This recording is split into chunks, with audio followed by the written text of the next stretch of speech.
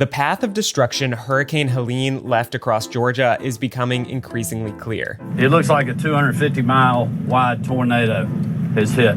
And to see the level of destruction that a hurricane could do in this community, being this far from the Florida line, is unprecedented. And a big swath of the state from Valdosta to Augusta faces a difficult recovery. We know people are frustrated. We know they are tired. We know that they need power back on, need resources, and we are working 24/7 to deliver that. As every level of government raced to respond to the disaster, Helene is also shaping presidential politics in two key swing states, Georgia and North Carolina. My final point to the residents of this community and the region is that we are here for the long haul. The people on the ground are doing the best they can in every challenging circumstances. We do need some help from the federal government. Today on the show, we'll examine how climate change is intensifying extreme weather. And we unpack a judge's ruling overturning Georgia's restrictive abortion law. Plus, former President Jimmy Carter turns 100. I'm WABE Politics reporter Rahul Bali. I'm WABE Politics reporter Sam Gringlas, and this is Plugged In, a WABE Politics podcast.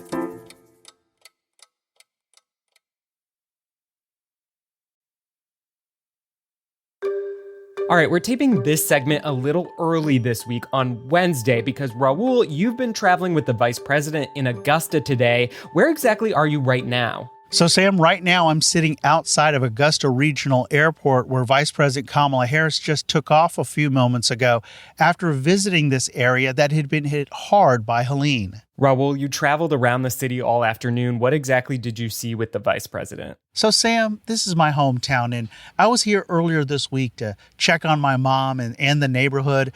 The vice president saw what I saw earlier this week.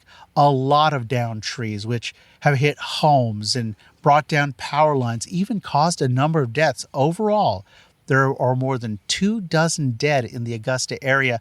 That's both on the Georgia side and the South Carolina side. The vice president made 3 stops. First, to visit and meet with emergency management officials and staffers and thank them personally. I've been reading and hearing about the work you've been doing over the last few days, and I think it really does represent some of the best of what we each know can be done, especially when we coordinate around local, state, and federal resources. Then the vice president visited a devastated area of Augusta and met with victims, including those who had lost a loved one. I was just talking with one of the members of the community and her daughter who lost her husband.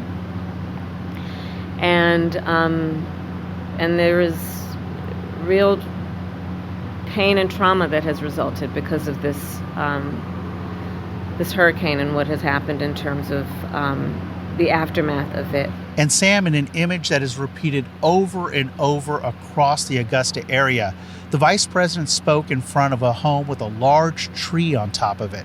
Harris talked about the response, including working with Republican Governor Brian Kemp. I want to thank the governor for his leadership and his close coordination with the federal government, with our administration, and I want to thank the local leaders for together creating a task force-like response. You mentioned visiting neighborhoods that were really hard hit, that the vice president met with people who had lost their homes or their loved ones. Tell me more about what people in this community are dealing with right now. So, Sam, at this point, there are still more than 150,000 people without power. And one of those people is my mom. She is still not expected to get power until this weekend. The issues about getting around and getting gas and getting groceries, those have improved. But, finding an open restaurant is still a struggle. And cell phone service is still really iffy around here. Thinking back to past storms that have hit Augusta, Opal in 1995, I remember that because I got an axe out to cut some of the trees that had fallen in our yard. Just like this time, we've got some trees in the yard, but I don't have an axe this time. And then there was the ice storm of 2014 where a lot of people lost power, but Sam, not for this long. Augusta Mayor Garnett Johnson said this to the vice president during her visit. Thank you for being here, especially at a difficult time like this. It's unprecedented times in that This storm has been the worst in the history of our city. So it means a lot for you to come share some time with us to bring resources, and just know that we're deeply appreciative. So thank you. By the way, I had an interesting conversation with the mayor on the side and talking about another one of the challenges he's dealing with, false rumors. The rumor that the city of Augusta was intentionally turning off water, we've never ever discussed an intentional effort to cut off water. We've always struggled since this catastrophic event of producing enough water for our residents. Unfortunately, sometimes there are pressure fluctuations that causes water to not to get to some residences and it gets to others.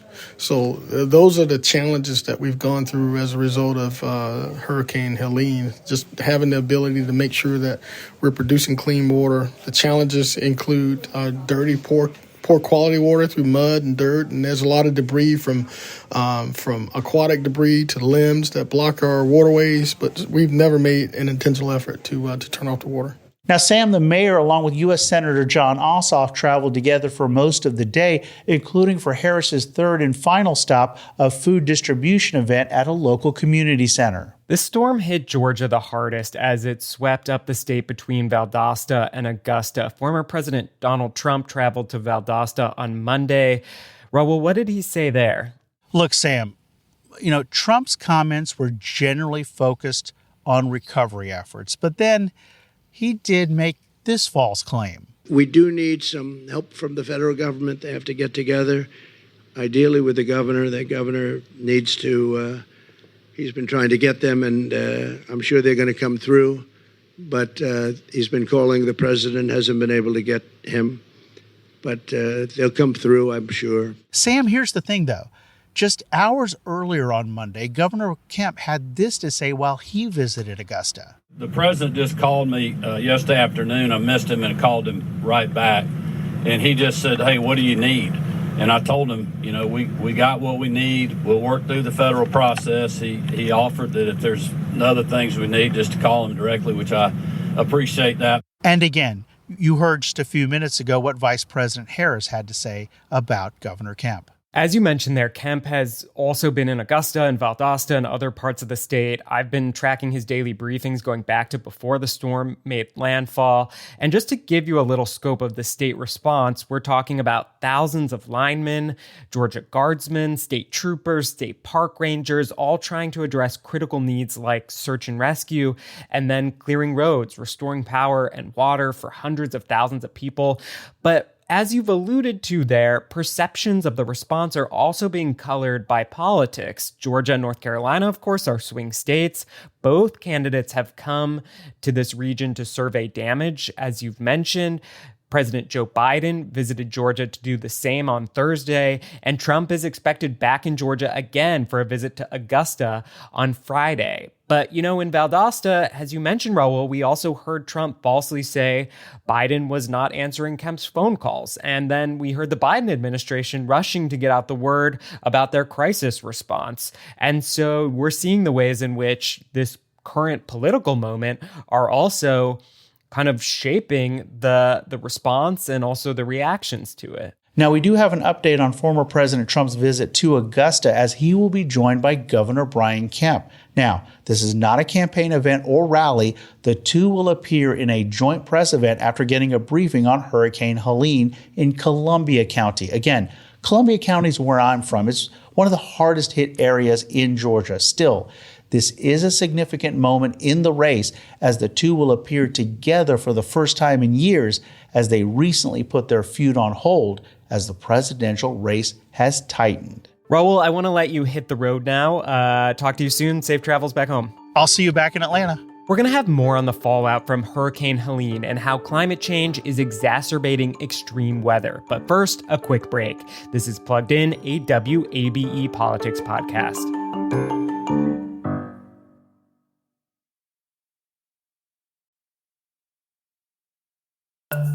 Welcome back to Plugged In, a WABE Politics Podcast. Helene left a path of devastation across the Southeast. To talk about how climate change is amping up extreme weather in places far from the coast, I want to bring in WABE environment reporter Marisa Mecke and Emily Jones, a climate reporter for GRIST and WABE. Thanks for being here. Hi, Sam. Thanks for having me. Thank you, Sam, for having us. Emily, you live on the coast in Savannah, and this is the place in Georgia we think of maybe being the most traditionally vulnerable to hurricanes and rising sea levels, right? It typically is, yeah. But, it's really a question of just where the storm goes. If it comes in that, very classic route from the Atlantic up the east coast of Florida, then yeah, it affects us here on the coast. But a storm like Helene or Debbie a couple months ago can obviously hit other parts of our region. And, I think it's an important reminder, too, that rising sea levels are not the only factor, not the only way that climate change is making hurricane impacts worse. There's also heavier rainfall, and there are stronger storms that are fueled by warmer temperatures in the ocean and in the Gulf of Mexico. So Helene seems to have taken its biggest toll far from Savannah, especially in western North Carolina, in the Blue Ridge Mountain communities around Asheville.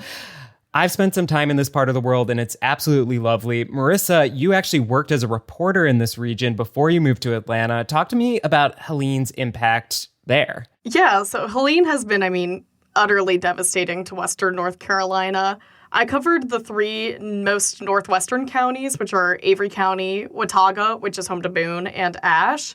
And it's really hard to describe the impacts at this point. River flooding washed away many, many buildings in many towns. And what a lot of the conversation is right now is, with delivering aid, the roads have been washed away or crumbling. It's largely intraversable. And electricity is also out in many places, but it's also starting to come back on in many places. The region has a lot of road and electrical recovery to do. So, Marisa, why was this part of the state so vulnerable to all of this flooding? So a lot of the areas that had really big impacts, we're thinking about Asheville, we're thinking about Boone, near Asheville, they all have rivers running through them. Near Asheville, the French Broad and the Swannanoa Run, and in upper western North Carolina, where I worked, by Avery County and Boone, the Watauga River runs, and in the very north, the New River. Rain before the storm, like it did in Atlanta, saturated the ground, so it couldn't hold any more water. And that was before Helene even made impact. So by the time Helene came, it made floods a lot worse. And that happened in a lot of areas. But western North Carolina received a ton of rain, almost like 20 inches in a lot of places. And this isn't the first time that we've seen some really bad floods in this part of the state. When Hurricane Fred came through western North Carolina in 2021, a lot of the region had major devastating floods. And also the mountainous landscape is ripe for landslides, which are destructive in a whole other way, too. And I think a lot of people saw western North Carolina, though, as the kind of place that was maybe somewhat insulated from the very worst effects of a changing climate. Of course, that's not the case. So talk to me more about that. What should we learn or take away from Helene? Yeah. I hate to sound like sort of an ominous doomer and say that nowhere is safe, but really, I think this is an important reminder that the impacts of climate change can happen and are happening everywhere. I think there's a really strong tendency to be like, oh, it's the coast or it's islands or it's some other far off place getting hit by climate change, but it's not. A big part of what's happening here is weather events hitting new or different places and hitting them harder. And that's exactly what we've seen with both this storm and Debbie and Michael several years ago. Historically, we haven't seen hurricane impacts that are really far inland because once a hurricane has hit land, it's gotten a lot weaker and started breaking apart. Okay, but that's not what happened this time. Exactly. Several times now, we've seen storms that are much stronger when they hit land, at least in part because of really warm water surface temperatures due to climate change. So a storm like Helene, for instance, makes landfall as a Category 4, and then even though it gets weaker, it's still a hurricane. It's not, a disorganized storm system as it crosses Georgia. And that's really bad. It really ratchets up the level of damage. And then another thing is UGA meteorologist Marshall Shepard and his team team have also documented something that they call the brown ocean effect, where really saturated ground can actually almost act like a body of water and keep a hurricane going as it moves over land, instead of that really rapid weakening and falling apart that we're used to. I caveat, we can't say definitively if that exact effect is what happened with this particular storm, but these factors do mean that we're going to keep seeing serious hurricane impacts like this that are really, really far from the coast. So then, Marisa, what does this portend for Atlanta, which, has struggled with aging infrastructure? It seems like we just dodged a bullet on this storm. I know you spoke to a state climatologist who gave a kind of shocking historical data point to put this in context. What did you learn? Yeah, so Atlanta definitely did get lucky. But in my conversation with our state climatologist, Bill Murphy, he told me that this was Atlanta's all-time high for rain within a 48-hour period since 1886. Wow. Again, 1886. It's crazy. It was a bit over 11 inches in 48 hours. And we beat that previous record from the 1800s by over an inch and a half. So we have to acknowledge that Helene was a really historic storm for rainfall in Atlanta. But that being said, as Emily and I have said, it's totally in line with trends we are seeing and preparing for with climate change making storms much worse. But even though Atlanta was spared the worst, some people, especially those who live near rivers like the Chattahoochee, had major river flooding that destroyed homes. We all saw videos of folks near Peachtree Creek getting boat rescued from their apartments at like 4 a.m. But, Atlanta has struggled with our stormwater infrastructure for a really long time, and some areas tend to get hit harder than others. And those inequalities are going to be exacerbated as storms get worse over time. I was expecting Westside neighborhoods like Vine City, these historically Black and lower income neighborhoods that tend to get flooded more often to get flooded. But that wasn't the case this time. It's not necessarily as river adjacent as other parts of Atlanta, but also they were able to benefit off of some green infrastructure. Cook Park, which is in that neighborhood, can hold millions of gallons of stormwater in a retention pond that was built into the park. But even though these vulnerable neighborhoods didn't get hit this time, we can't be complacent with these storms just because the impacts weren't widespread, again, this time. What about agriculture here in Georgia? We've heard about row crops, pecan and fruit trees, poultry houses all being wiped out in some of these hardest hit areas. Talk to me about how extreme weather shapes how farmers think about climate change. Yeah, I mean, the area that gets hit by a storm like this that comes up from the Gulf is exactly the parts of Georgia that are sort of have the most farms in them. I haven't gotten a handle yet on the scale of the impact of this particular storm on Georgia farmers yet. But at this point, they've taken hit after hit. This storm coming right as crops like pecans are just almost ready to harvest. A similar thing with Idalia last year, Hurricane Michael several years before that. And especially for tree crops like peaches and pecans, that devastation has a really long impact because the trees take a long time to mature and start producing fruit again. So it's really just wave after wave for those folks. And this is definitely something that's top of mind for a lot of Georgia farmers. One thing I've spoken to some of them about is diversifying their crops so that if one gets totally wiped out by a storm, they still have, another crop that they can potentially fall back on. And there's also, some different practices, some wind resistant varieties of trees and different planting practices that farmers are working with, implementing, trying to make the impact less devastating next time. I hear you talking there about adapting to this new reality, and I wonder, how do you think this devastation will shape future debates over how communities and states and the federal government need to prepare for future resilience and also to address climate change more broadly? That is really the several trillion-dollar question. We've talked a lot about how this storm really drives home the need for improved, resilient infrastructure everywhere, not just on the coast. And it also highlights how far behind we are on rolling that out. Marisa was talking about the stormwater system and the ways that it's, not adequate yet in Atlanta. In my reporting, I have yet to encounter a stormwater system in any community anywhere that isn't some degree dirty, out of date, needing repairs, needing expansion. All of our stormwater systems need serious work. The good news is that there is funding for that work in the recent landmark climate bill known as the Inflation Reduction Act, as well as in other existing avenues of state and federal funding. But I think a storm like this shows that we're in a pretty urgent race against time. And of course, we also have to cut carbon emissions simultaneously to keep these things from getting even worse. Because that's the thing. This storm also shows that climate change is not some horrible potential future. It's right now. It's happening. Ditto to everything Emily just said. Georgia needs to talk about climate change, and I think that a lot of folks are going to be pushing to be including climate change and stuff like carbon emission goals into the conversations that we're having about everyday things like transportation, building manufacturing, paving roads, and building housing. All of these relate to climate change and how we mitigate it, but also how we build our communities around it. And I think a big theme of rebuilding is going to be how do we support it equitably and avoid massive climate displacement? How people move or are forced to move after big disasters like Helene. And I think communities, states, and the federal government are going to have to work really hard to rebuild in a way that's possible for people to live in the communities they used to and also afford to be able to. That'll have to do with how individual cities and states are receiving money and for what. And in rebuilding, they're going to have to do a lot of work to adequately fund restoration and access to these places, but also not enter like a sort of gentrification.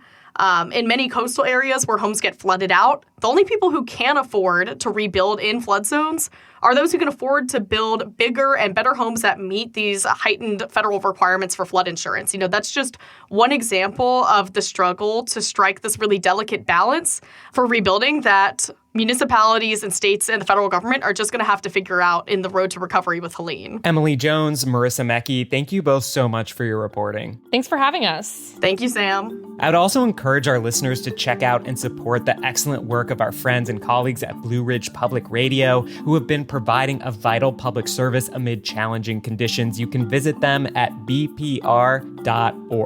More news after the break. This is Plugged In, a WABE Politics podcast.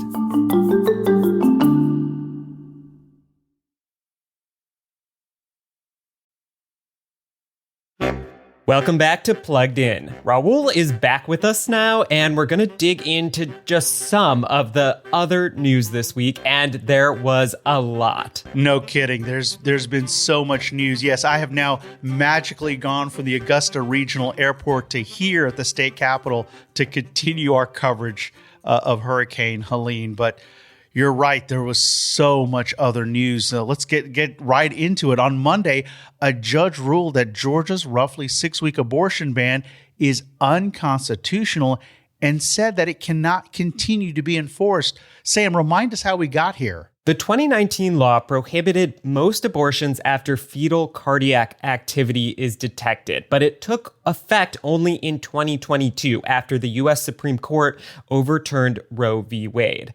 Fulton Superior Judge Robert McBurney on Monday found that Georgia's abortion law conflicts with the right to liberty in the state constitution. He wrote in his ruling that liberty includes, quote, the power of a woman to control her own body, to decide what happens to it and in it, and to reject state interference with her healthcare choices. Now, McBurney has previously overturned this law on different grounds. That ruling basically said it was unenforceable because Roe v. Wade was the law of the land in 2019 at the time that this abortion measure was passed. But the Georgia Supreme Court ultimately allowed the law to take effect on appeal and returned the case back to the lower court to review some other legal threads in the case. Namely, does Georgia's constitution guarantee a right to privacy that encompasses abortion rights? Okay, so Sam, what happens now? The Attorney General's office has filed a notice of appeal. It will go directly to the Georgia Supreme Court, which is appellate jurisdiction on this. But in the meantime, abortions can resume up to about 22 weeks of pregnancy. That was the cutoff prior to this more restrictive law taking effect, meaning Georgia right now has among the most expansive abortion access in the South. Here's Jalen Black with Planned Parenthood Southeast. Effective immediately, in accordance with the law, we are providing and expanding our abortion health care. Shortly before getting on this call, we convened with our lawyers and medical professionals, and we will be providing that care immediately. But providers know this ruling may end up being only temporary because the AG's office has also filed an emergency application for a stay, which would basically pause the ruling from taking effect while the appeals play out. Okay, Sam, let's go to some other news. As controversial new state election board rules for certifying election results went to trial this week, just down the street from the state capitol. Sam, you were in the courtroom. What happened there? Well, Judge Robert McBurney, again, had a busy start to his week. He is also the judge overseeing this case. And at a 2-hour trial, he indicated that he is unlikely to invalidate the new rules. But he left open the possibility of a ruling making clear that certification is mandatory under Georgia law. Okay, so explain that, Sam, and also remind us what those rules would actually do after the election. The case focuses on 2 rules approved by the Georgia State Election Board's Republican majority back in August. Some fear the rules may result in local election board members declining to certify election results. One rule says local boards should conduct a, quote, reasonable inquiry before certifying results. The other says they must be allowed to examine all election-related documents prior to certification. The officials, voters, and Democratic groups who sued over these new rules want the court to toss them and declare that certifying election results is mandatory and has to be done by the state deadline under Georgia law. But lawyers for the state representing the state election board, they argue that is just not necessary because Georgia law already makes it clear there's nothing to debate. This is Senior Assistant Attorney General Elizabeth Young. Nobody is arguing that these rules were meant to be or can be read to suggest to anybody that their certification duty under the law has been called into question.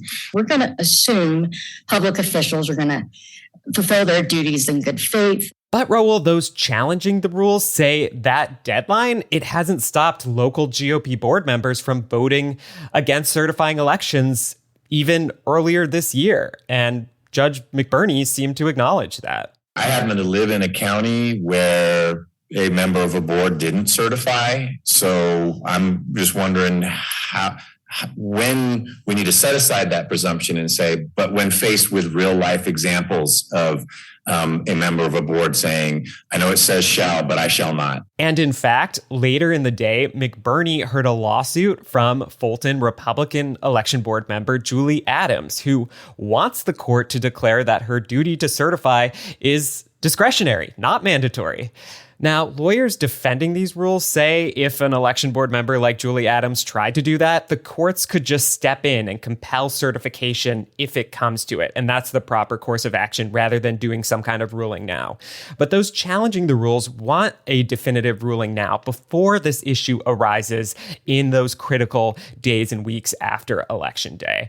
McBurney is expected to make a ruling, Rahul, sometime before Election Day. You know, Sam, I'd like to end the show by marking a milestone birthday this week. Former President Jimmy Carter turned 100 on Tuesday. Yeah, Carter began hospice more than a year and a half ago. He is the longest living U.S. president and the first centenarian. So, Sam, let me take you and our audience back a year ago to the 99th birthday celebrations. And at that point, President Carter had been in hospice for a couple of months. And, you know, the folks at the Carter Center and the Carter Library and Museum would quietly talk about how cool would it be if he made it to 100. Well, he made it to 100, and folks really wanted to celebrate that milestone, like his grandson, Jason Carter. It's a remarkable moment, obviously. No one expected 100 years, and not everyone gets 100 years, obviously. But when you do, and when you use it to do the kind of good that my grandparents have done, it's totally worth celebrating. On Tuesday, Carter was taken out to his yard in his hometown of Plains for a military flyover. Back at the Carter Library here in Atlanta, there was a naturalization ceremony for 100 new citizens, and there were cupcakes. I also want to take you to a wonderful celebration last month at the Fox Theater, celebrating Carter's life and his love of music, featuring musicians like Maren Morris, India R.E., Chuck Leavell, and the B-52s. If you see a faded sign at the side of the road that says 15 miles to the You know, Sam, I want to wrap up and put a smile on your face. This is what happened when comedian Jon Stewart appeared on the big screen. There are people in this world who have houses that were built by Jimmy Carter. The president, the former president, built their houses. He could have done a Netflix deal, but no, he's got to cure river blindness. So Carter has made it to 100 years old, and his family says the next milestone he wants to reach is being able to vote for Vice President Kamala Harris this election, which now is just 31 days away. The deadline to register to vote in this election is next week, October 7th. That's all the time we have for this edition of Plugged In, a WABE Politics podcast. Our producer is Brendan Rivers. Our managing editor is Alex Helmick. We'll talk to you next week.